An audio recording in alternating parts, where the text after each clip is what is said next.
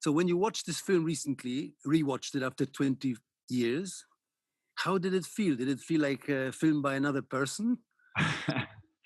I felt exhausted, honestly. I felt exhausted because, in a way, Trigger, I haven't seen it in literally 20 years. And I don't know if that happened to you, but every scene, it was not about the scene itself. It was as it was about the things that I remember surrounded that scene around, and especially the problems and what it took to get there, and that in a way triggered me some kind of an anxiety attacks.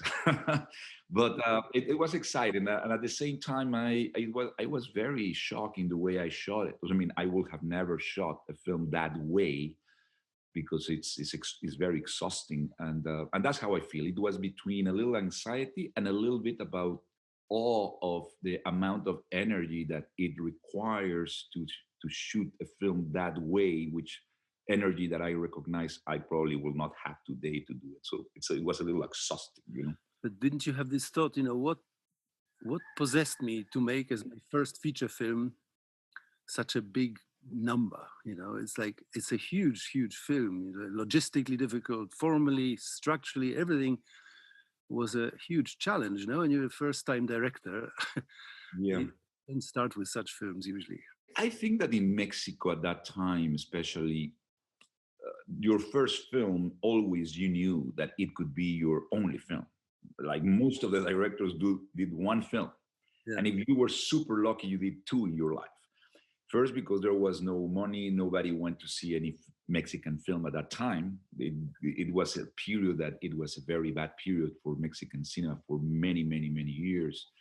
So it was basically non-existent. So your first film normally was kind of in the mercy of the government, and then you just show it to your friends, and that. So in a way, there was an anxiety that runs that it was your only and possibly only opportunity to say something and to express yourself. So I think that has to do with that you want to include everything you wanted to say, theologically, politically, personally, all that thing. So there's that kind of thing. And at the same time, I was lucky to most of the people that work with me in this film, almost all of the head departments, from Rodrigo Prieto to Brigitte Brock in the production design, or Gabriela Diache, or Tita Lombardo. All this team, we have been working together for many years, doing commercials. I have a production company. So in a way, that complexity, it was a language that we have already established between us. So it was my first film, but definitely was not my first time in a set. And I think that combination was lucky for me. And you had great cast, like really very uniquely brilliant and fitting actors, no? I mean, especially Gael, that was his first role, no, ever. Yes, I saw Gael. I worked with him in a commercial, a little piece, that 20 seconds that I did for a radio station, and I saw his eyes. And I'm very fascinated sometimes by the eyes of the actors. I was trying to get to know them by just 10 minutes, right? And he was very kind of observant, and his eyes, in a way, were kind of purple in the screen. Kind of Elizabeth Taylor kind of thing, and it was like a young Alain Delon for me. He was like handsome but not too much, and it was very kind. I don't know. It was kind of a wolf face, and he was 18 years old or something like that. So his eyes were very deep, but his face was very little, like a kid. And it's funny, I said, if I do a film, I will do a film with this guy because I recognize the power that he has in it. And then he actually committed to be an actor. He went to London and he got it. And another thing that I felt very good about it was Emilio Echeverria, who plays the Chivo. I think is maybe the best actor ever in Mexico. I think he was another guy that I count with, that in a way I was lucky to have, because he's a theater actor. So he brought a lot of experience that with Gael was a nice combination, at the beginning and the end of the film, I think. And were you aware when you were shooting it that you were making something rather extraordinary and rare? Because you said earlier that Mexican cinema was going through a bad patch. And did you realize that you were doing something unprecedented? Because it was unprecedented. I remember seeing it at Edinburgh Festival or somewhere, and it really hit you hard. And we'd never seen any Mexican films. We saw some Arturo Ripstein and all sorts of other things, but this was totally out of the blue. Were you aware you were breaking some mold? I was not, in a way, saying, "Oh, I'm doing something special," at all. I mean, consciously, I knew that I was doing something very unique and challenging for me. And I have to confess that when I was in a way seeing the material, the dailies, I think we apply this skip bleach process that Mexico City light is very particular and very challenging because it's full of particles of, it's polluted. Yeah. And we are such in a high, we are 2.5 kilometers high altitude. So, and it's so polluted that there's no pristine light.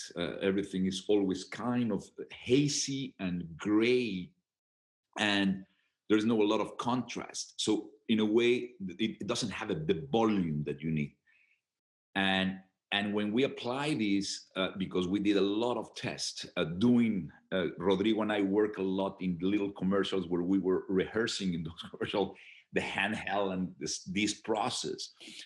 And the way the light and the volume and the colors behave beyond the film, I mean, beyond the story and the acting that I was just putting together pieces, it was coming in a very special way. And I knew by some moments that this film was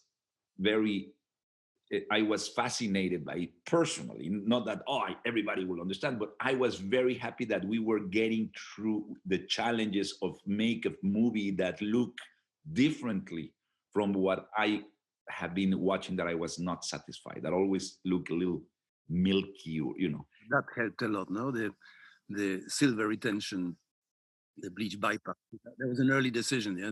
It was a super early decision because it was that challenge that Mexico City too is, as you know, very concrete, but at the same time, there's a lot of colors in the architecture has a very personalized expression of the people with colors in the walls, and everybody paint their thing. So it's very baroque. I think it was a very good thing to get the X-ray and penetrate through that kind of milky thing that allow us to see the characters and the city and the context in a very beautiful way. I felt that way. Yeah, totally. I mean, it's a very, very punchy, dynamic, visceral film, and there's nothing more visceral than the dogfights, which are today even more shocking than 20 years ago. I think we've become more sensitive now. The people, when we show the film, they went out of the theaters. I remember in Cannes, in the Semana de la Crítica, half of the screen theater went out. Some of them because they didn't like the film, maybe, but some of them because they felt. And in New York Times Film Festival, I remember that there was booze and like 20 people went out. I mean, it was sensitive stuff. And what I'm happy is that when they hit, you swear that they are fighting, but that's the art of cinema. You showed it in Cannes first. That was the premiere, yeah? The Critics Week, we were accepted, thankfully, to Jose Maria Riva, who was the director of the Critics Week, which, as you know, is a non-official section. And the funny anecdote is that we sent the film to Cannes, to the official selection. And there was, as they have these guys in every continent looking for the films that will be selected by different territories. And this guy who was the responsible for getting or to find the good Latin American films, when he saw it, he said, this film will not be accepted. I will not show it to the committee of selections. And we said, why? And he said, because it's too long, it's too violent, and Gilles Jacob will not be sitting 2 hours, 40 minutes in a film with this violence, and this timing doesn't work for Cannes. I said, well, can you just show it to them? Just for them to see? No. So the producers tried to went out to show it, and he threatened that if we do that, he will, boycott the film, or. And we sent it then to the Semana de la Crítica, and Jose Maria Rivas saw it and invited us, and we end up, fortunately, being the underdog, and we won. And it was the best thing it could have happened. Sometimes bad things, but anyway, it was a time that it was difficult for Latin American films to be shown in Cannes, to be honest. It was rare. But what was the reaction? Okay, apart from people who left because of the violence, I mean, you saw it for the first time with an audience. It's a nerve-wracking thing in Cannes, no? It's a nerve-wracking thing. I remember that I smoked like 2 packages of cigarettes. I went out because people was going out in the theater. I went to La Croisette. I remember watching the sea with my wife and smoking. And the funny anecdote is that after it finished, there was Bernardo Bertolucci was the president of the Semana de la Crítica, that Jose Maria Riva had invited him as the president. So he did a little lunch in a little restaurant in Cannes with 6 young directors that we were presenting our films in the Semana de la Crítica. And for me was, Bernardo Bertolucci. So I arrived late because that day my film was presenting. They were already in the middle of the thing. And I arrived all sweaty. And Bernardo said, what happened, Alejandro? I said, well, I feel so nervous, and it's so weird to show something that has been in your womb for so many months and then show it to the world. It's like, and I said to him, Bernardo, Mr. Maestro Bertolucci, I envy you so much being Bernardo Bertolucci. And now you know that you are Bertolucci and you present your film and you don't have to be nervous. And I remember that he was taking a little martini and he just stopped, finished his olive in the mouth, and he said, Alejandro, I'm sorry, you are wrong. I said, what do you mean I'm wrong? He said, from now on, every time will be even worse than this one. And I said, oh, come on. He said, yes, you will see. And it's true. He was right. I mean, you don't get confidence by being an experienced filmmaker. Actually, every film becomes more painful to share. And I remember that he was right about that. Anyway, that was my baptism of being warned about how difficult it is sometimes to have something so personal and then to show it. You know that very well. Yeah, it's something. And also, you're less. You're more naive. You're less critical of yourself, I suppose. But you've gone. You've evolved interestingly, formally as well. Your films you've become a master of the developing shot now. Amores Perros, which is so dynamic handheld and everything. Now you've got these spectacular long shots. I don't know about your new film, but yeah, I think I got super exhausted about the structure and the multiple storylines, and I started to get very tired after Babel and this way of shooting, right? That obviously I was. When I did, as you said, I think sometimes innocence is stronger than experience. Yeah. And I felt that in Amores Perros, that I was very lucky to have that innocence still vibrating, that you are not, you don't demand of yourself a lot. This is your first film, maybe the last one, who cares? Let's do this, and you are young. And just to do it is the reason to doing it. There's no philosophical things or aesthetical question. It's all that, but it's just because you have to do it. It's like you have to eat, you have to breathe. Then obviously I tried to develop this trilogy in these 3 next films with Guillermo Arriaga to really try to make this exercise of multiple stories that can convey in different scenarios without seeing each other, different structures, and it was fun to play, but it was it became a little bit intellectualized. And the way I was shooting things, with the classic master and then cut and 2 shot and single, the editing was exhausting. I remember I spent 8 months in my house editing Amores Perros, so the amount of choices I had, the way it could be infinite possibilities, it was overwhelming. And I decided to say, more rigor. more rigor. Let's direct much before I want to make decisions, even before I have the material in my editing room. And that's how I start. And that's why I wrote as an exercise of a one single character, Beautiful, which was extreme version. At least for me, it's a very traditional film, but for me, it was like one character in a single line chronologically. It was like, what? I don't know how to do it. Anyway, but that was a reason for me to attempt other things. So the script of Amores Perros was quite, I imagine, quite different from the finished film, no? I mean, there's so many movable things in it. Absolutely, I think the first draft that Guillermo had was like 215 pages or something like that. It will be like a 4-hour movie, like a 3.5 hour. And we keep working for 3 years, and I think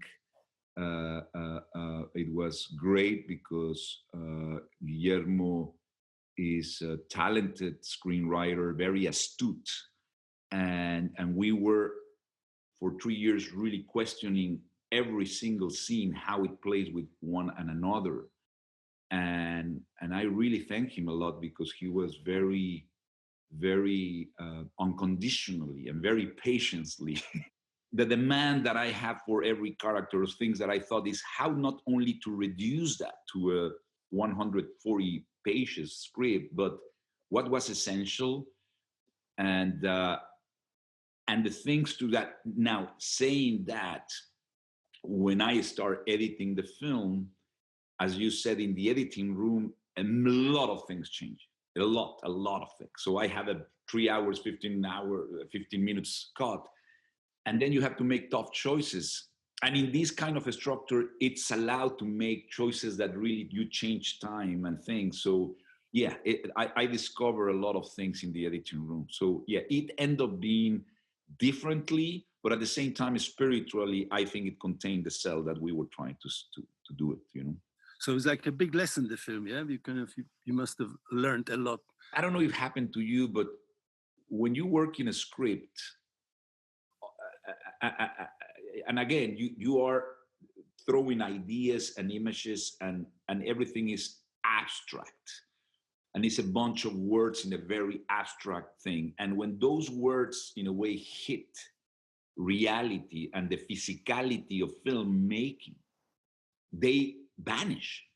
Yeah. So in a way, directing is to translate the emotions and the conflicts of human beings in images, and that is it sounds simple, but in a way, I think what I learned is that I was very happy after 3 years working and hard work of Guillermo and me getting this to be ready. I felt very safe. But once I start rehearsing, yeah, and see that some things that I have it in my mind perfectly and say, oh, this is beautiful, it didn't work.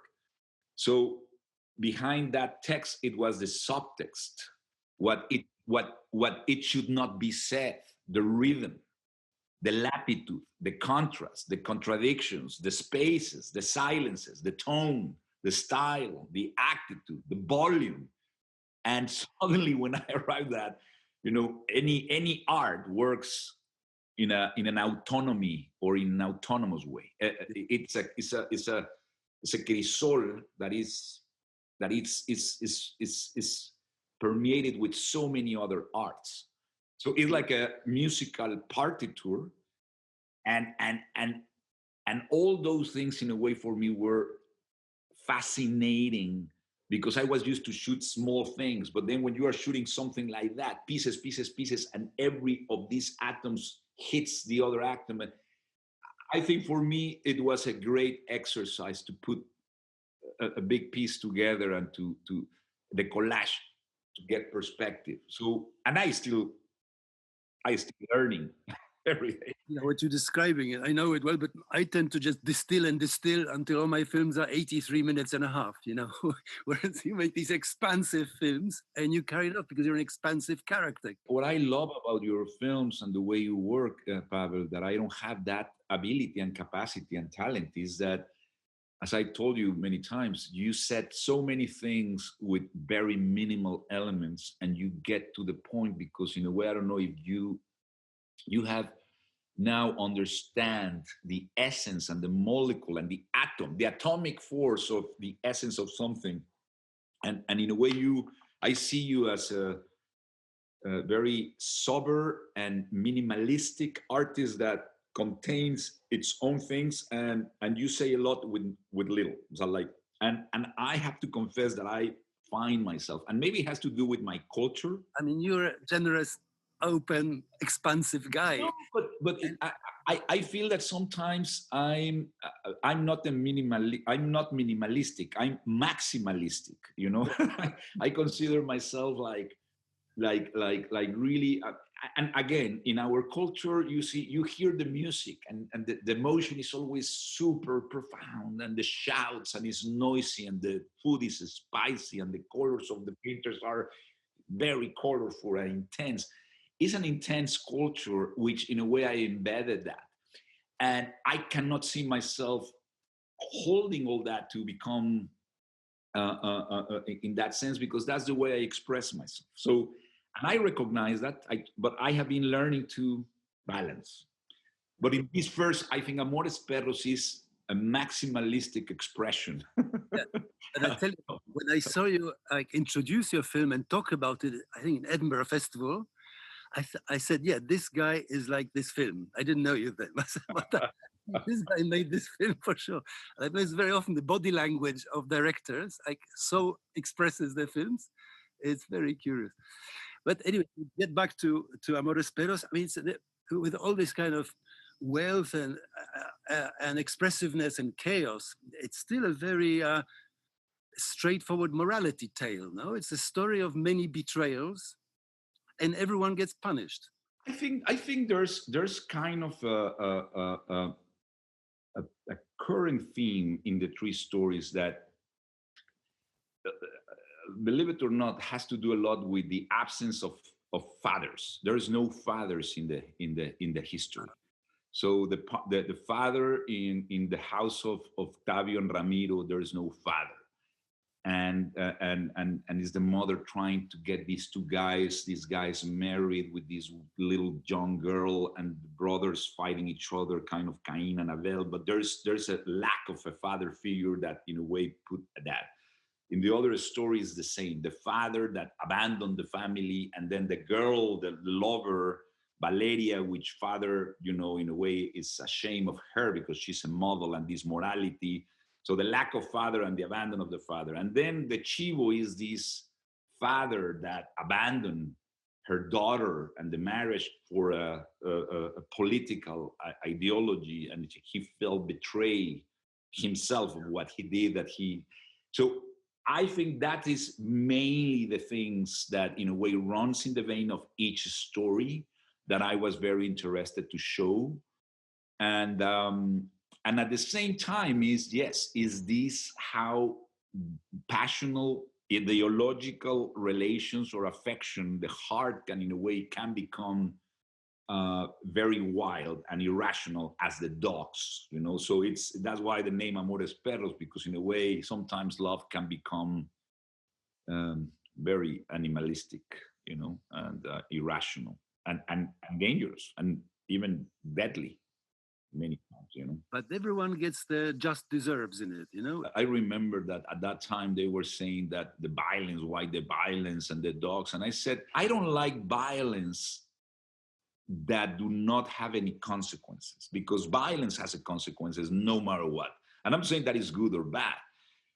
It's just when you show violence and it's funny to kill somebody and give a gunshot and a smile and give a very clever punchlines, and it's an entertainment tool. I have problems with that, especially because obviously I have lived in a very violent country, which is not fun to watch. And so the irony and things like that, I do not understand. I understand, but I don't like it. Yeah. What I'm saying is, what I wanted to show is that these decisions of these characters, that the decision of Gael, or the character Octavio, to send to send some people to to kidnap his brother and punch him and all that, and the way he deal with the gangs, all those decisions in a way he paid a price for it. There's a consequence. It's not a punish, but it's inevitable. Let's put it that way. It's an inevitable kind of way he's dealing. The same with El Chivo. He did a decision in his life and has an inevitable lack of relation with the daughter. And the dog that killed El Chivo dogs, I mean, he learned from him because suddenly he saw himself in that dog that has killed brutally his family. He recognized himself saying, I am doing the same. So, I mean, and that's why he stopped doing what it was. In a way, the dog redeemed him, you know. Yeah. Seeing that film and, you know, being where you are now, coronavirus, isolation, do you look at your work as a kind of journey towards something? How did it give you time to reflect? I mean, your new film is going to be some kind of a personal reflection. I'm very excited because I am actually 20 years exactly later returning in 2 weeks to Mexico City to start my next film. I haven't shot in Mexico City. I have shot in Mexico, in Babel. I shot in Tijuana and in the border and in Sonora. So I shot like a third in Mexico, but not in Mexico City. So for the first time in 20 years, I would shoot again in my own city. And it's going to be a journey. Things has changed enormously. Not only in the cinema environment and culture. I think now there's incredible amount of great directors and great talent, and a lot of the films are very, you know, I don't know. It has become another thing. The reality of filmmaking in Mexico. It's a lot of. There's like 250 films produced every year.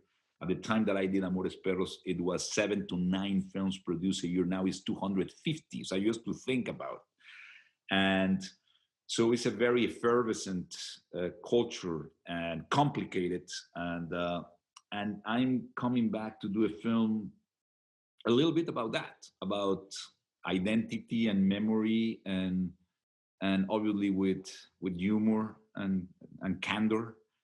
And but I think the relation and the point of view is going to be a very lively and very exciting experience for me. So let's see what happens.